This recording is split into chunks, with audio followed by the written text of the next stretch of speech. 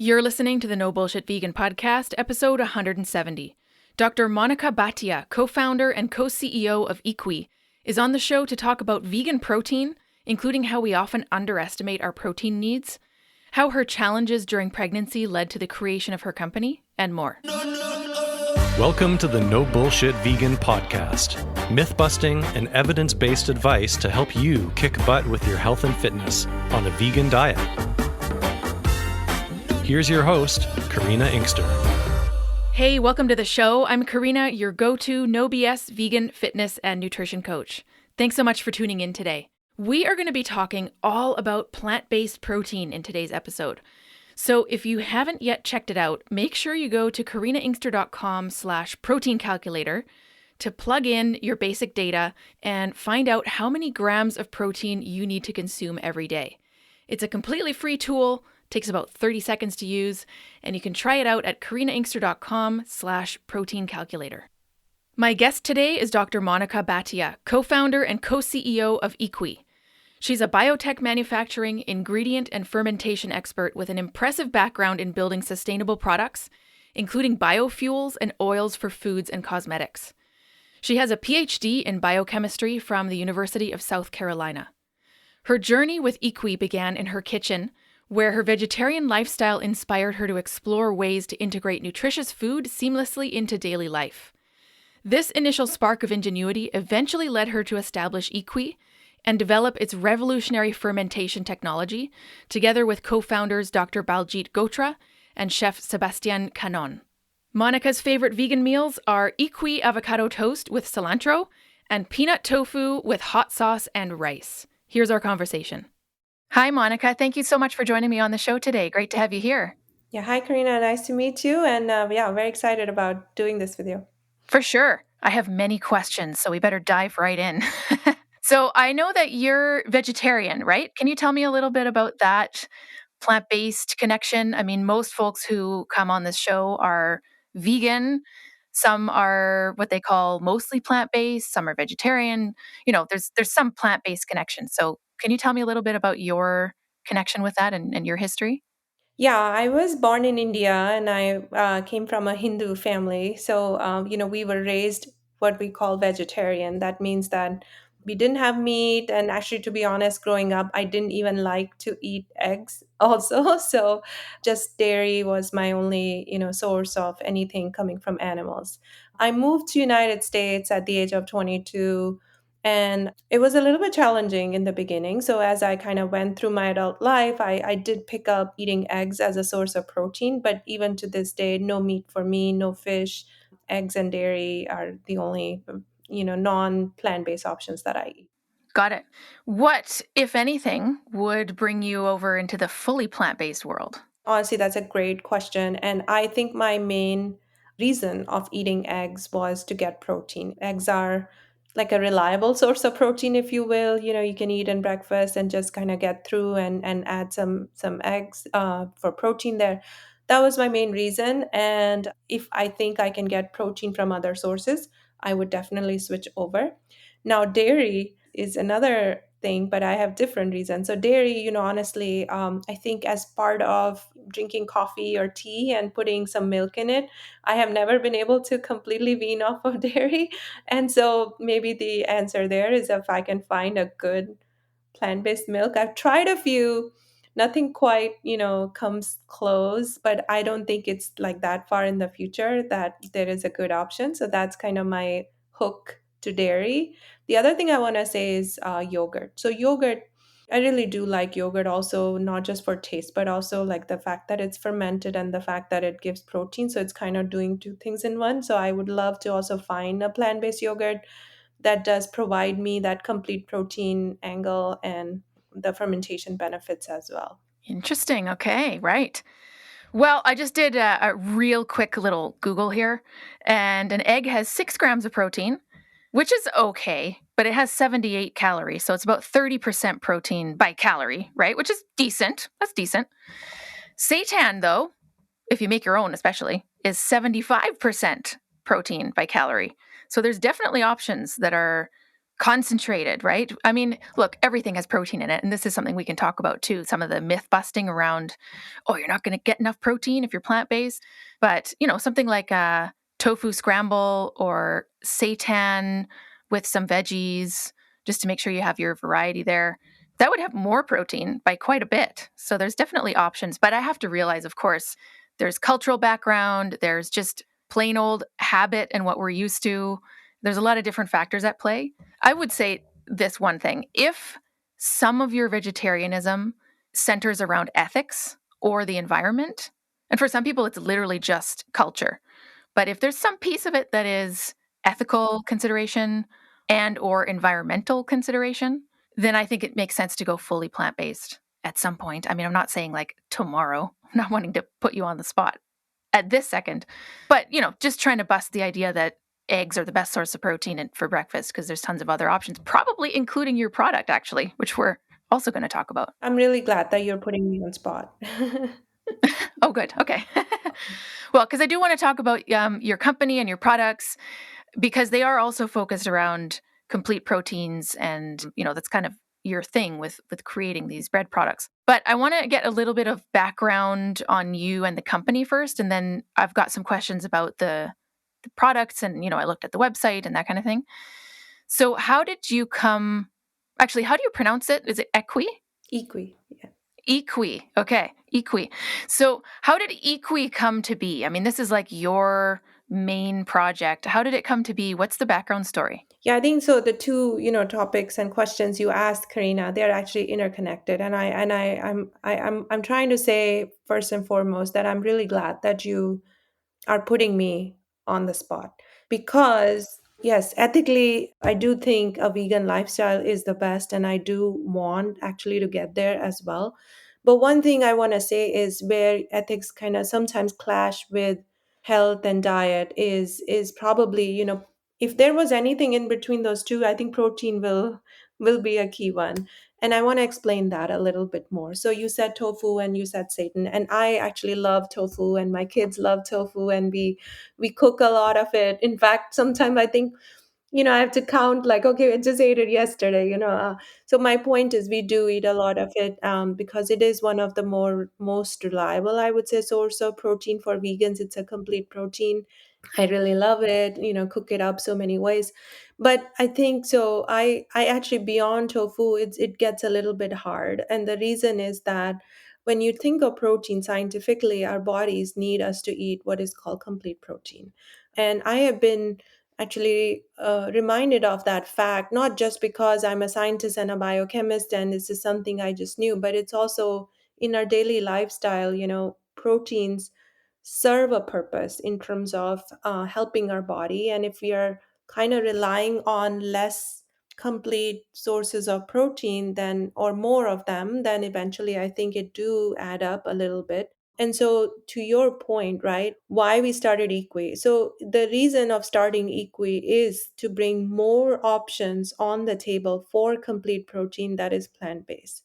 And so, for example, I, as a consumer, I eat one egg a day or something like that. And can I get rid of it? Yes, absolutely. Is it the best source of protein? Maybe not, right? But the point is, it's an option out there that the body, is taking well to. And so, seitan sometimes may or may not be that option. It's made heavily of gluten. I think gluten is in incomplete protein. And I just want to point out that a little bit of myth busting has to happen in the plant-based world of proteins. And if with your permission, I would like to do that a little bit. So seitan, for example, does have 35% protein, is a significant source of protein on the gram, but it's not a significant source of protein when it comes to when you multiply that with the quality of the protein that sits inside it. So wheat protein, by definition, is probably a third of the quality of, let's say, a tofu or an egg or a milk or a meat. And so you have to look at it that way. And that's why, when I design, let's say, my diet or my plate on a daily basis, and capturing the amount of protein that I want to get in, I need to get in, I want to make sure that most of it is coming from complete protein. That is where I think there's a little bit of a gap, and that's the reason EQUII as we are doing it, it's trying to bring that protein on the plate in a very convenient way. So with our product, we have bread product and we have pasta product. Pasta is awaiting launch yet, but bread, let's say 10 grams of protein in a slice. And now if you eat one slice or two slices with, let's say, a tofu scramble, or, with some other form of protein, you can get to somewhere between 15 to 20 to 25 grams of protein, depending on your needs. So I just wanted to take this opportunity to clarify, not all proteins are created equal, and one must pay attention to that as well before using them or relying heavily on them as sources of protein. Right. Well, I appreciate that, Monica. I agree, actually, that there's a lot of myth busting that needs to happen in the vegan world. But my understanding around the protein is, I mean, of course, look, we have different qualities of protein. And as you mentioned, the seitan is not quite in the same league as something like a soy-based protein, for example. And that's fine. But my understanding is that not every single protein source we eat has to be complete. This idea came in 1971 from Lepay's book, I think it was, Diet for a Small Planet, which she then retracted 10 years later, saying, no, actually, this idea is not correct. So, I mean, I understand that we should be focusing on good quality protein and getting all the amino acids we need. But my understanding is it doesn't have to be all at once. I mean, I could have seitan for breakfast and nutritional yeast for lunch and tofu for dinner and have a complete protein for the day. So I think sometimes we're relying a little bit too much on each food by itself versus the context. What does the rest of the day look like? Am I getting my amino acids across 24 hours, right? Yeah, I mean, I think, of course, complete protein is a legit scientific concept, but does it actually matter if the rest of the diet is varied?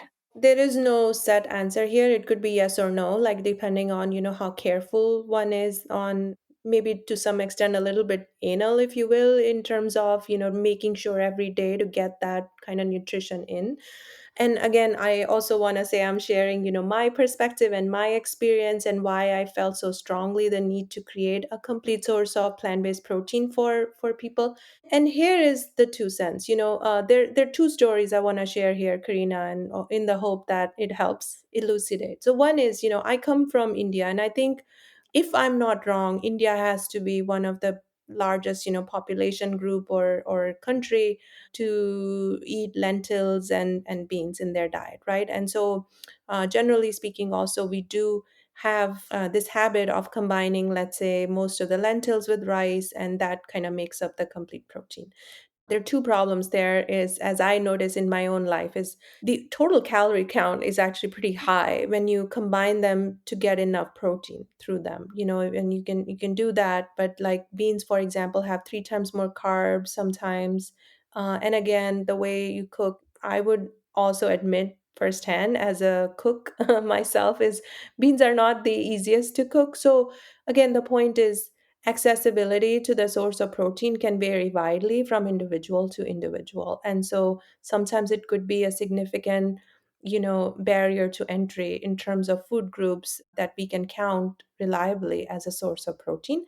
Secondly, this knowledge of combining them with the right food groups and in the right amounts may or may not be right for our lifestyle. So if I am, heavy hitting in the gym or whatever, I'm physically very, very active, it's probably fine for me to eat the rice and beans in that amount and quantities, right? So, but it may or may not always work. The second thing I just want to say also is that, there is a lot of evidence that beans are kind of a known culprit when it comes to causing gastric issues or digestibility issues, and it's not something that we can just dismiss. So for various reasons, the dependence and inclusion of beans and lentils as a source of protein could vary a lot. Like the plus and minus there could be very significant. For example, if the digestibility towards certain beans is low, then you start to exclude them, and then other beans, are we like responsibly admitting other beans or not, or we are just eschewing beans as a group. So there is a lot to unpack there. Theoretically, yes, the answer is yes, you can do that, but maybe practically it may or may not happen for all of us in the same way or at all times. The other thing I just quickly want to mention also is like, so I have a 13-year-old twin girls. And so 13 years ago, when I was pregnant with them, I used to use beans and lentils as my major source of protein and would count every single gram and, be very, very diligent.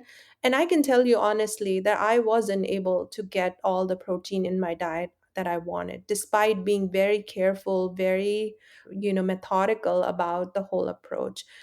Because either I am getting the protein but getting them at a cost of too much carbs that would cause me to get like gestational diabetes or things like that, or I don't get enough in order to avoid carbs. So again, it's situational, but I just wanted to use that as an example to show that while yes, they can be source, beans and lentils can be source of protein, I think that if there is anything we can do in this world of plant-based to make it easier for consumer, that would really help actually the cause of this whole movement, this whole effort and intention to go completely plant-based. Right. I can understand that. There's different reasoning, of course, and I'm sure some of it factored into creating EQUII, which we can talk about in a little more depth too. But I think that the concept of a complete protein, of course, is legitimate. Like, yeah, there's a complete protein, and maybe the incomplete protein is actually the myth because all proteins have all amino acids. It's basically just the amounts of which they have, right? And when a certain protein is low in one amino acid, we start calling it incomplete, even though it technically has some of that in there, right? So, okay, let's say that a complete protein is a legitimate concept, which I agree with. I think my issue is basically just I don't know if we need products that use that as a marketing term because to me, it's furthering the myth. To me, it's furthering this idea that all of our protein sources should be complete when actually what we should be focusing on is a variety in our diet. However, I do understand what you said about accessibility, right? Or cooking styles, or maybe some people have foods that they can't digest or they have allergies. I've got a lot of food allergies too. So there's a lot of foods that are off the table for me. So I'm sure that there are actually a lot of cases where this is not just appropriate, but like really needed for folks. So yeah, I mean, I guess I can see both sides is basically what I'm saying. I feel like that's part of the canvas of food and our plates is that if our plate is the same thing every day, I don't think that we stick to it. Like, I think it gets boring very soon. Just this color that, the optionality provides through various food items is the part of joy, right? Like, you go to stores like Trader Joe's or Costco, and there's this established, the joy of discovery, that they leverage. Yeah, so I mean it's a genuine thing that we want to, and that's also why I try to create equi, because the idea is not to become the only source of complete plant-based protein on the plate. The idea is to be one of them, to be one of the protein that gives consumer that option, right? So just first of all, I wanted to lay it out is my goal with equi is to give consumer one more option that perhaps just the way that we've designed it could make it even easier than the existing options. Like, when we're talking about lentils, one thing that came to my mind is nuts. I eat a lot of nuts, to be honest, right? Like, I love them as a snack. I love the taste, but you can eat a lot, meaning a lot in quantity. I eat them every day, but a little bit, and I know what's, good for me. But over binging on nuts is also not good. You know why? Because of the fat and all of that. So everything in moderation is ultimately the key to a good diet. And so, therefore, if we're eating in moderation, the more variety they bring, the more successful our diets and our plates are. Now, the one thing that I always found a problem in messaging, in marketing, it's not actually the fact that a protein is incomplete and you say, okay, use that as a source of protein. That's not the problem. I think the problem is to market something as equivalent to when it's not. So, for example, there are a lot of companies that are marketing a protein in their product equivalent to something else. And that's where they're skipping a step. They're not taking in the quality factor. Then it becomes a misleading truth. because the consumer is trusting the brands to bring them the truth. And so the only problem I have is, say as it is, say, I have a product, it could be, great source of protein, it's delightful, it's tasty, it has this amount of protein, it's made from this, but don't say, it helps do this. So false claims are my problem. False equivalency is my problem. And so as a brand, we have really, really worked hard to create a messaging that first and foremost is true. If you look at the nutrition label of our protein has a score of whatever, zero point 0.9 something, and it's considered complete. But we know as we bake, there is a little bit of degradation, whatever. So at the end of the day, we want to apply that right factor to multiply with our grams of protein to tell you that our 10-gram bread is 18% daily value. It's not 20%, whatever it is, 18, 20, 10, whatever it is. My point is, say as it is, don't mislead the consumer, because I think that that's where there is a lack of trust, a lack of honesty that consumer will sense tomorrow or today, whenever. And that sort of goes on and tarnishes the whole industry. I would agree with that for sure. So I'm curious, what makes EQUII a complete protein? Is it the different blends of grains? Because I'm looking at the ingredient list. There's lots of good stuff in here, like flax seeds and millet and black quinoa and red quinoa, wheat gluten. So is it like that specific combination that then takes care of all the different amino acids? Yeah. So if you read, Karina, on the ingredient label, the first ingredient is obviously the wheat, but the second one is our yeast protein. So actually, the yeast protein that we put in there is what makes the protein content in EQUII very high, and so almost decouples it from the protein content that all this other good stuff could bring as well. So the protein we have is created using fermentation, and during the fermentation process, the yeast grows. Yeast eats, the starch and the sugars and that are present in the grains, and then grows. And as it grows, it creates protein inside of it. And at the end of the day, we're able to take all that fermented mass, actually isolate the protein, and then bring it into the baking mix to make it easier for the baker and the factory to make the bread. But that's one part. But the other part I want to mention here is the kind of protein the yeast makes. So it's a composite of all the different proteins, and that is called a proteome. Scientifically, the mess of proteins, if you will, the whole mass of proteins that the cell makes is called a proteome. So before even we went into the fermentation process, we studied a lot of different types of yeast and bacteria and other organisms that are found generally in our food. This could be like fermented foods like tempeh or cheese or all these other food environments around us. What we did is we studied the genomes of the DNA footprint or fingerprint of these organisms, and we used an algorithm that we had created to say, okay, which of these organisms have a complete protein. So really, it's about like creating a scientific method to identify the complete protein carrying organisms. And so once we came to that point, I can tell you that it was a significant amount of time and effort and resource investment from us. We've studied like more than 1,300 different types of organisms, and out of that, only 45 have the complete protein.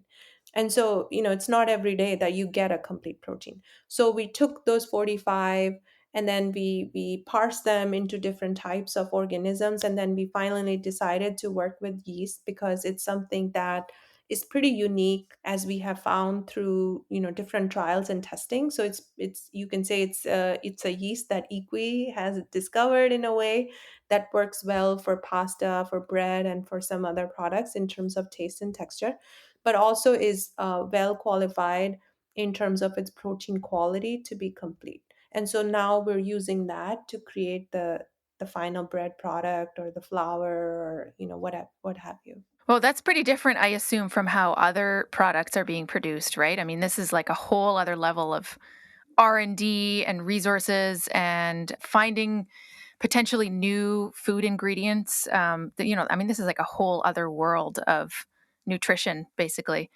So I'm just looking at the nutrition facts here. We have one slice of EQUII bread. I'm looking at the multigrain original. Lots of really good ingredients, like I mentioned before, some of the seed, millet, and all this stuff. And it has 130 calories in one slice and 10 grams of protein, which is way more protein than the average slice of bread would have. Actually, I'm not sure what the average slice of bread would have, like 3 or something. Like what does a normal slice of whole grain bread have? Probably around that.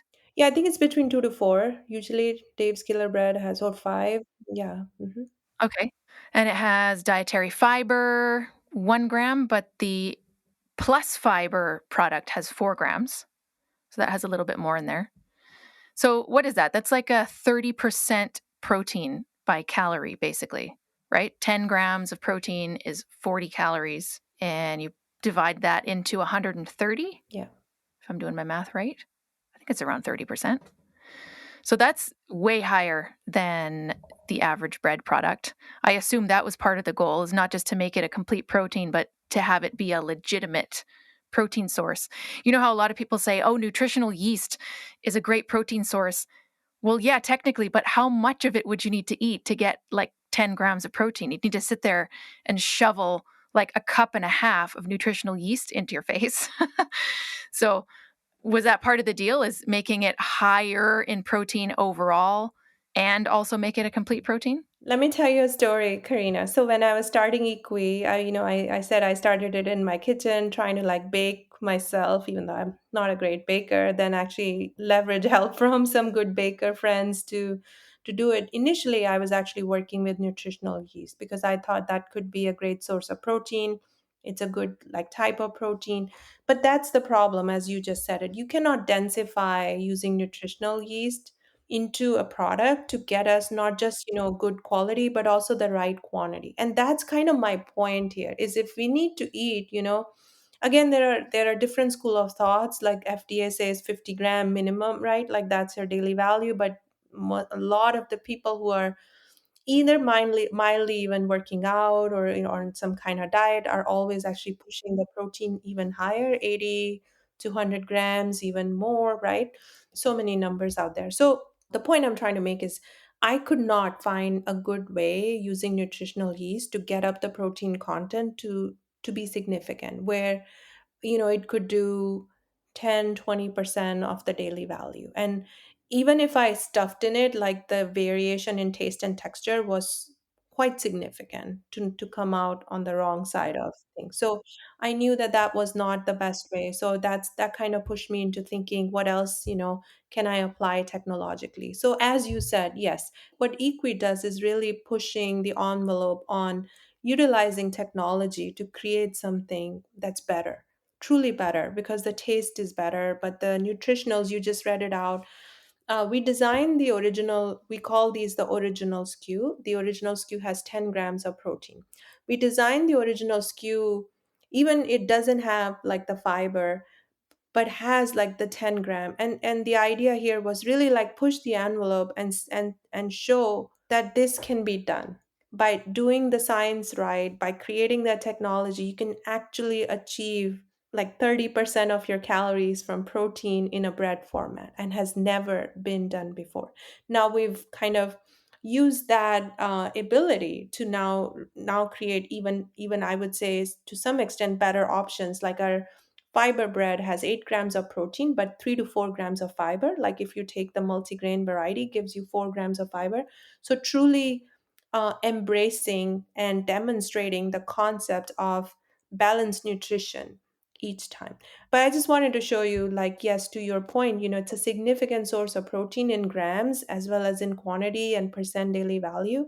And I don't think that without leveraging technology that this can be done. And that's actually what separates EQUI, I would say, almost like from all these other brands who are trying to push the carbs low, which I understand, but at what cost? It's coming at a cost of stuffing us with gluten. Then I think that that's not the right messaging.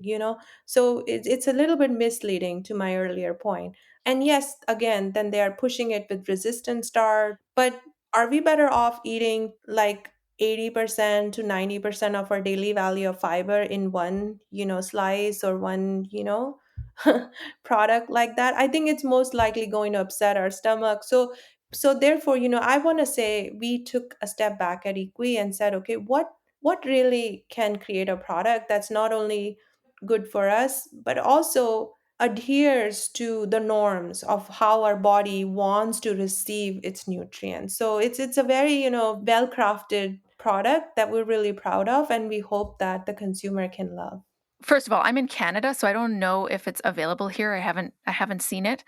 But one thing that I really like so far is a flatbread from a different company that has about the same calories, actually a little bit less. It's 120 in one flatbread. And it's kind of the same concept, but I'm not really sure how it would be different. It's probably the process that you use because that's proprietary, I assume, and the yeast and all these different strains that you looked at. Just based on nutritional info, it's 12 grams of protein for 120 calories with 10 grams of fiber, which is a bit higher. But I'm not sure if that's based on just additional like pea protein that they add there or possibly vital wheat gluten or something like that. But just from a plain macros perspective, it looks pretty similar. Yeah, no, I agree with you. And I've seen, like, actually, I think I've seen that label before. I know it's a bread that's available in Canada, not yet here. And again, I think that's the beauty of this, right? We are in a field where consumer expects brands to bring them something of value. And so to your point, whatever like that brand is trying to meet what consumers looking for. So let's say you, Karina, you're a vegan, or me, I'm a, pretty much vegan. I can see us even using those two types of bread throughout the day, one for my lunch sandwich, maybe one for my breakfast sandwich. And so it's like about creating that optionality we talked about, right? The other thing is taste. And I'm not saying like EQUI has the best taste, but I just want to share here, like, taste was a significant metric for us. And we also like tried to the very best to make sure that when we densify the bread with that much protein, that at the end of the day it doesn't distort the taste. And I think sometimes that's been a complaint about plant-based proteins, is that especially when they come from lentils or beans, that they leave a bitter taste. And so I'm not sure, exactly what the taste feedback is for the other bread, but I can tell you that for EQUI bread, taste has been actually our biggest ally. A lot of people say to us they love the taste. In fact, they can't believe once they taste it that it has that much protein and nutrition in it. So going back, I love the optionality here. The other thing is pea protein is an up and coming type of protein. I believe that there are some reports again on the digestibility factor for pea protein. So it's like really, again, it goes back to the consumer, what they like. But I believe that there is a place to have more of this healthy stuff incorporated multiple times throughout our day. And so just to be in this innovation space has been great overall. I like that. I think it probably speaks to market demand too, right? And also different countries and, things that are available in Canada versus the States and et cetera. Yeah, I mean, it must say something about what consumers in general are looking for. The one that I'm mentioning, I just looked it up. It's the Flat Out Protein Up brand, and they use chickpea flour or chickpea protein flour of some kind. And so, for some folks, they might not like the taste of that. I haven't really noticed that it tastes any different than normal flatbread. But hey, to each their own, right? So I think I say this about the vegan world all the time. The fact that we have so much variety now, even in the vegan coaching world, right? You can have your vegan running coach or your vegan bikini coach or your vegan strength coach. That fact means that there's demand for products like this. And then there's further niches that you can go into, right? So who's your niche? Like, who's your target customer? Yeah, I mean, it's to be honest, it's a question that we also tried really hard to unpack, because bread is such a, democratic product, if you will. But over the course of launching the bread and sharing it, one thing we've seen a lot of love from is 35 plus all the way up to like 60. So you can say middle age to some extent, if that could be defined as a niche. And I think it makes sense, because as we get into older age, our bodies are telling us. There are signs, and you want to make sure that there is more quality in the diet, through the diet, and people are just getting more and more aware each day through Instagram, through Reddit, you name it, right? So I want to say, like, I've found a lot of love for the brand in that age group, and people are actually honestly also willing to spend more for the value. So they're shopping for value. They're not shopping for a price point and to fix everything. And of course, it would be a perfect world where we don't have to pay anything for anything. But protein is something I want to say has definitely a reputation of, okay, if I'm going to buy protein, I'm going to like spend something because it's a high value item. So it's been actually really great to offer what we offer at EQUII and see people come back to us. Like, we've have seen quarters of 50% return customer rate for us, and so it's been really great to have that kind of retention, have that kind of love from the consumer base. And then as we've done tastings in stores, I do think the shopper profile there is again screaming the same thing: middle-aged people who love to make the most of their lives by adding healthy nutrition, very, very conscious of their overall health profile, and especially with an eye towards aging, has been like a great early consumer set for us. Right. Yep, that makes sense. Well, you're not wrong about the price point either. I mean, this is in a lot of different products. It's not just your product, obviously, but we see a lot of like premium pricing, especially when it comes to protein. So like a protein bar versus a candy bar has like a 6-time price difference, even though technically a lot of the times the ingredients are not that different, right? The protein one is just kind of like a glorified candy bar, and in a lot of ways, not all of them, but there is a premium, right? Yeah, I mean, I see on the website you can order on site. Is that right? I can see you can get like 2 loaves or 4 or like a variety pack. Is that an option for folks who don't live near a place that offers them? Yeah, definitely. But I think the only caveat right now is it ships to mainland United States right now, but the goal is to bring it to grocery stores. And so we are Ah, right, also, like, right. Canada would be our next territory. We're definitely, we've received a lot of, again, love from Canada through Instagram. People are asking us every day, when are you launching? And so I'm really hopeful that it'll happen very, very soon. But yeah, so I just want to say also, like, yes, we offered it through Shopify because the product is good and it's good for us, and we didn't want to wait to bring it out to the market. We wanted to leverage this online community and online shopping opportunity. It does add a little bit of price premium, obviously, because of the shipping. And so we're just very transparent about it, like, okay, we'll cover your shipping, but here's the pricing. And so that's the relationship we've tried to build online. But as we come into the stores, the price will start to make much more sense. And then lastly, we talk about premium, but really, I think, at least I remind myself, premium to what, right? So premium, if we are premium to Wonder Bread, I think that that's a definite premium because, the nutrition is just so much out of the ballpark also compared to that typical white bread that everybody's used to. And so I would never, have any hesitation in claiming that premium. But I think the good thing with EQUI is that as it comes into the stores and you look around the other healthy breads that are on around and about, it would be very much within that price frame. And I think the consumer will love a much better nutrition offering. So just to give you a quick sense here, so there are a few brands in US that are considered healthy and therefore somewhat premium. And so compared to most of them, EQUI offers 2 times the protein just on the gram basis. And then we talked a lot about bioavailability and essential amino acid in the beginning. It could be as much as 5 times to 6 times more bioavailable protein per slice. I think that is something I would love to spend on and get, value add in my daily lives. So Mm-hmm. Mm-hmm.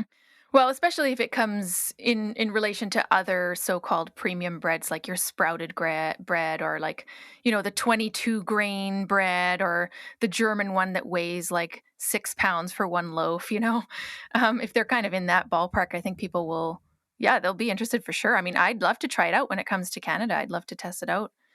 It looks really amazing. And there is one thing that I wanted to bring back around, something that we kind of touched on a little bit before I let you go, which is the idea that most people underestimate their protein needs. And so you mentioned, maybe it's like 50 grams a day. Yeah, but that's if you're sedentary and it takes no consideration for active folks, older folks who need more protein because they're not absorbing it as much, pregnant folks. Like there's all these different scenarios in which we need more protein. And I know in the vegan world, you probably hear this all the time. It's such a cliche, right? The protein, the protein, the protein. It's always about the protein. But it's legit. Like if it doesn't even matter if you're vegetarian or vegan, if you're in certain cohorts, like people who strength train or endurance athletes or pregnant people or older people or people who are currently in a calorie deficit for fat loss, they need more protein so they don't lose muscle. So, can you talk to this concept of underestimating protein needs? Is that something that you have experienced yourself? Yes, I want to tell you a story here, and because only my family knows it, but maybe this is the podcast. I share this publicly for the first time. So before I started EQUII, I actually did an experiment on me, and the experiment was so okay. If I'm going to go into this world and try to offer people an option for protein, I really must know that having more protein is going to have a significant impact. Otherwise it just becomes a marketing gimmick, right? Like just have like there's so many adaptogens and this and that. Like I just and again, I'm not calling anything out, but I'm just saying like there's just so much out there. So I want to tell you my story. So I've always been vegetarian, and forever and ever, I used to start my day with a toast and with some kind of fat and some, I don't know, really can call it protein, but just like a bunch of different things in the morning. And I was always hungry in 2 hours because most of the times my breakfast was very carb heavy. And then not only that, I would be very groggy until for like, until lunch. And then I eat something more, then it's okay. And then I have another crash in the afternoon and so on and so forth. And that has lasted me until I would say the age of, late 30s. And I really started to worry about it. And so kind of reading about it, coming to this idea that protein might help, I actually did an experiment where I took high amounts of protein consistently for 2 months. That was 2 months I took 100 grams of protein. And in the experiment I didn't really care in the sense like where the source of protein came from. I just wanted to see what is the impact of having good protein. So I would supplement with a protein shake, and I usually just like the plant-based shakes more. The soy-based shakes is kind of my thing. So those, and then some RX bar was the other thing that I would use. So different things here and there just to see what's the impact. And I can tell you, like, I had never felt better. I had never felt more energetic, less groggy. I just completely wiped out my energy crashes through the day. And overall, actually, I'm eating a lot more protein, but I'm actually eating less overall, if that made sense, because the protein helped me keep full longer. And that's where it felt like this is a worthwhile mission to have, is really help people get to the protein, in a plant-based way, sustainable way, kinder way, ethical way. And that's kind of my story to you is I have lived the aspect of being protein deficient both during my pregnancy, and that led to a health scare, but later on generally in life kind of just feeling this low but chronic if not acute symptoms of low protein. And that's why I am extremely bullish. I think people should pay attention to the protein Mm-hmm. number, Me too. whether that number is 70 or 100 or 200. Mm-hmm. It just has to happen. EQUI would be one of the options. Go get yourself, more protein. It'll help. So, Karina, I just want to share that passion with you. Yeah. Well, thank you for sharing. I appreciate that. I think it's really important that we have a connection to, the project that you're doing and the why behind it. And so I appreciate you sharing that. Of course, it's a case study, but it's so obvious to you how it affected you. It's kind of like when I went vegan for a month as a kind of test period. all these weird symptoms went away. Like I had allergies in the winter and, all this stuff, skin problems. Anyways, it all went away. And then it all came back when I had some dairy chocolate by accident. Technically, that's a case study, N equals 1, but it shows me, similar to your experience, well, actually, vegan is what I have to be, and I'm not going back, right? So I think it's important to take into consideration. And the various points that you mentioned, like pregnancy, energy levels, whether you're pregnant or not, those are all really important reasons to focus on protein. And I think in the vegan world specifically, there's this idea, even in large scale organizations like Forks Over Knives, for example, there's this concept that if you eat enough calories, you will automatically get enough protein. And I don't agree with that because protein needs change so much based on individual factors and all sorts of different training contexts and whatnot. So I don't agree. If you're getting enough calories, technically you could be sitting there eating kale all day. Are you going to get enough protein? No. And then the other piece is we often come across this number of 0.8 grams of protein per kilo of body weight per day is our general goal, which is very low. I mean, that is around 50 grams, I think, for some folks. But what people don't understand is that A, that's for sedentary people who don't exercise at all. And B, it's a minimum to prevent health issues. It's not like an RDA, like zinc or B12 or iron, where they've done research for this is an ideal amount, right? It's actually a minimum for sedentary people. So folks who aren't sedentary, folks who have physique goals, folks who strength train, they're going to need way more protein than that. And I think a lot of us have this idea in our head that, well, as long as we eat enough calories, we're fine. Yeah, but if you're not eating 4,000 calories a day, which most people aren't, then I think it becomes an issue for sure. Very, very well said, Karina. I can't thank you enough for highlighting again. I think there's so many examples in my life. I told you I grew up vegetarian. My parents eat so clean, like they hardly ever go to a restaurant. They always cook at home. And that's the case with a lot of generation that's above, let's say, our generation in India.